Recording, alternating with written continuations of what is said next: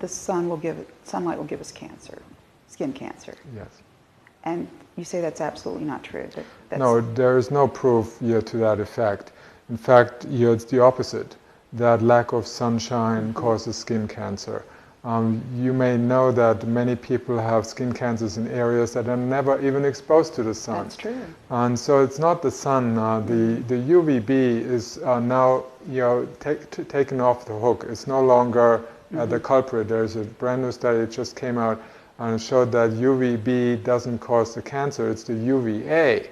Now, when you use sunscreens, and there are many sunscreens that just block out UVB, so you don't tan. You basically you don't burn, so that you don't burn your skin. Skin burning is not a good idea. In any case, you don't want to burn your skin. So typically, if your body is in the sun too long, it will start burning. You would want to get out of it. Whereas if you put suntan lotion on, you don't get that signal. And you allow a lot of penetration of UVA. Now there are some of these other screens that are blocking out both UVA and UVB, and you think, oh, now I'm safe. Right. Yes, but you are becoming vitamin D deficient while being in the sun. And if you are vitamin D deficient, your cancer risk goes right up. Okay. So again, skin cancer, any kind of cancer. Right. So you need your vitamin D in order to be cancer-free. So again, the risk 77% of all cancers can be reversed or avoided by having normal vitamin D levels, according to Crichton University's study. Okay, so you shouldn't get sunburn. You should avoid that. But if you're not wearing sunscreen, your body will tell you if you're getting too much. Yes, the body will, once your skin starts reddening, that's the time to go out. But after if you start increasing your sun exposure little by little, you will have a natural protection on the skin, which is called tanning. Yes, and I've then read that. You can stay out in the sun hours. I lived in Cyprus for 15 years. It's 330 days sunlight, very bright sunlight, very warm.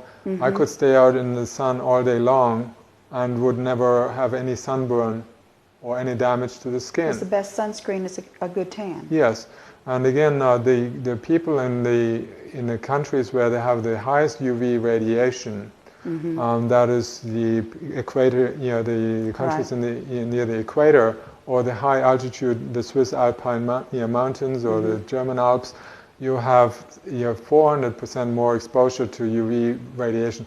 They don't have any skin cancers in those places. None. No. The places that have the most are places like London in England, very little sun exposure.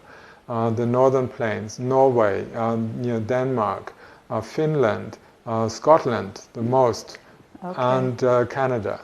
And Canada. So the least where people have low vitamin D levels, not enough sun exposure during the winter month, that's often when they have the outbreaks.